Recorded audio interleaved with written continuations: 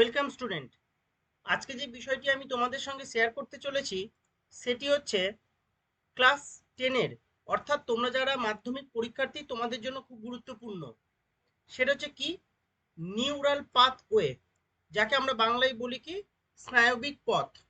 স্নায়বিক পথ কি?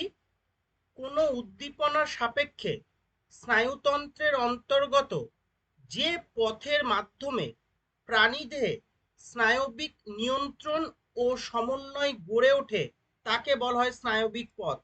তাহলে আমরা কি দেখলাম?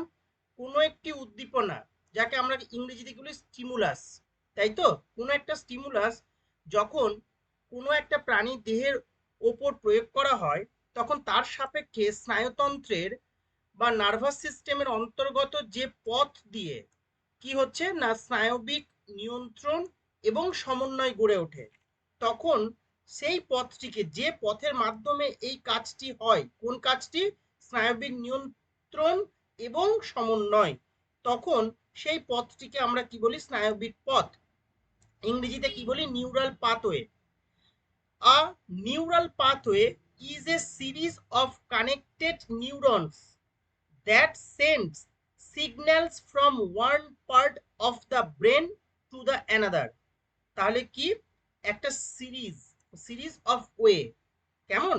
কানেক্টেড নিউরনস, সেটা কি করছে? সিগন্যাল সেন্ড করছে কোথায়? From one part of the brain to the another.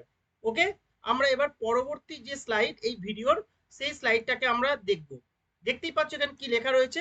উদাহরণ লেখা আছে, তাই তো? এবং সেই উদাহরণটা দুরকম ভাবে ভাগ করা আছে। একটা জেনারেল ফর্মে লেখা রয়েছে, আর একটা কি পার্টিকুলার একটা এক্সাম্পল দিয়ে করা আছে। দেখো কি, যখন কোনো একটি উদ্দীপনা, যাকে আমরা স্টিমুলাস বলি, সেই উদ্দীপক যখন এসে প্রয়োগ হয় বা এসে কাজ করে কোনো একটি প্রাণীর দেহে, তখন সেই উদ্দীপকটি প্রথমে কার মাধ্যমে গৃহীত হয়? গ্রাহকের মাধ্যমে। আমাদের যে পঞ্চ ইন্দ্রিয় আছে, সেই ইন্দ্রিয়ের বিভিন্ন রকম গ্রাহক আছে বিভিন্ন জায়গায়। সেই গ্রাহকগুলি কি করছে? সেই উদ্দীপনাটাকে গ্রহণ করছে। তারপরে কি? বাহকের মাধ্যমে সেটা যাচ্ছে কোথায়? স্নায়ু কেন্দ্রে। তাহলে প্রথমে উদ্দীপক, উদ্দীপকের পরে গ্রাহক, মানে সেই উদ্দীপককে গ্রহণ করছে গ্রাহক, আর বাহক কি করছে? বহন করে নিয়ে যাচ্ছে।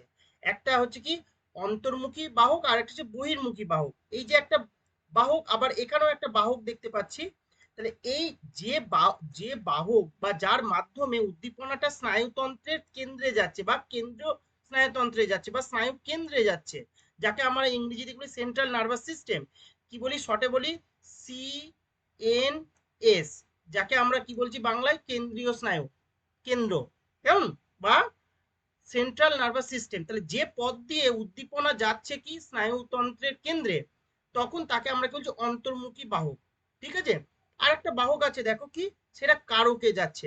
যে উদ্দীপনাটা গেল স্নায়ু কেন্দ্রে, তার সাপেক্ষে যে সাড়া দিতে হবে, তার কাজটা করার জন্য যে বাহক কারকে নিয়ে যাচ্ছে, তখন তাকে আমরা বলছি বহির্মুখী বাহক। তাহলে একটা বাহককে আমরা বলছি অন্তর্মুখী বাহক, আর একটা বাহককে আমরা বলছি বহির্মুখী বাহক।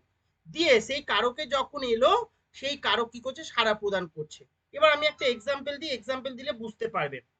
মনে করো তোমাদের বাড়িতে, তুমি বাড়ির রুমের ভিতরে আছো, বাড়ির ভিতরে আছো এবং কেউ একটা কলিং বেল দিয়েছে।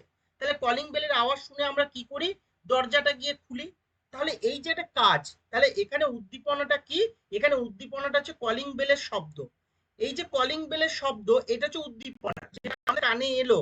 আর কাজ, মানে যেটা আমরা সাড়া প্রদান করছি, সেটা কি? দরজা খুলে দেওয়া। তাহলে কলিং বেলের আওয়াজটা আমরা শুনলাম, শুনে আমরা দরজা খুলছি। তাহলে এই মাঝখানে স্নায়ু পথটা কি? তাহলে কলিং বেলের আওয়াজটা প্রথমে কোথায় যাচ্ছে? প্রথমে যাচ্ছে কর্টির যন্ত্র। এই কর্টির যন্ত্রটা কি? আমাদের শ্রবণ যে মানে কান আছে আর কি, শ্রবণ ইন্দ্রিয়, সেই শ্রবণ ইন্দ্রিয়ের একটি অংশ, যাকে আমরা বলছি শ্রুতি গ্রাহক। এইটা হচ্ছে কি? গ্রাহক। এই গ্রাহকটাকে, এই যে দেখো উদ্দীপকের পরে কি ছিল? গ্রাহক। তাহলে এইটা হলো গ্রাহক। গ্রাহকটা কি? এই গ্রাহকটাকে আমরা বলছি শ্রুতি গ্রাহক। কেমন? নেক্সট হচ্ছে কি, বাহক ছিল কারো গ্রাহকের পরে, তাহলে এইটাকে হচ্ছে অডিটরি স্নায়ু। এই অডিটরি স্নায়ু এমন এক ধরনের স্নায়ু, যে এই কর্টির যন্ত্র মানে গ্রাহক থেকে কি করছে? মস্তিষ্কের যে শ্রবণ কেন্দ্র, এখানে একটা এক্সট্রা ক পড়ে গেছে, এটা হবে কি? মস্তিষ্কের শ্রবণ কেন্দ্র। ঠিক আছে? এই মস্তিষ্কের শ্রবণ কেন্দ্রে নিয়ে যাচ্ছে। তাহলে এই মস্তিষ্কের শ্রবণ কেন্দ্রটাকে আমরা কি বলছি, এই যে স্নায়ু কেন্দ্র, যাকে আমরা কি বলছি সেন্ট্রাল নার্ভাস সিস্টেমের একটা পার্ট। ওকে, তাহলে এইটাকে আমরা কি বলছি, এই যে মস্তিষ্কের শ্রবণ কেন্দ্র, তাকে আমরা বলছি part of CNS, part of central nervous system. কোনটা, এইটা। ঠিক আছে, তাহলে অডিটরি স্নায়ু এইটা হচ্ছে কি অন্তর্মুখী বাহক হিসাবে কাজ করছে, অন্তর্মুখী বাহক, যেটা একটু আগে বললাম।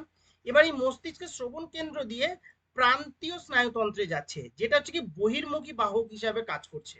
সেটা কোথায় যাচ্ছে, আমাদের হাত এবং পা, হাত এবং পায়ের যে পেশি, এই হাত এবং পায়ের পেশির মাধ্যমে আমরা হেঁটে যাচ্ছি, গিয়ে দরজা খুলছি, সেইটা হচ্ছে কি সাড়া প্রদান করা। তাহলে স্নায়ুতন্ত্রের মস্তিষ্কের যে শ্রবণ কেন্দ্র, সেখান থেকে প্রান্তীয় স্নায়ুতন্ত্রে এলো, যেটা বহির্মুখী বাহক হিসাবে কাজ করছে, এবং সেটা আমাদের হাত এবং পায়ে এসে সাড়া প্রদান করার জন্য কি করা হচ্ছে, আমরা গিয়ে দরজাটা খুলছি। তাহলে এই হলো আজকের আলোচনার বিষয়। এই বিষয়টি তোমাদের সঙ্গে শেয়ার করার ছিল। তোমাদের যদি এই সংক্রান্ত কোনো প্রশ্ন থাকে, তোমরা কমেন্ট বক্সে সে প্রশ্ন করবে, আমি তোমাদের প্রত্যেকের উত্তর দিয়ে দেবো।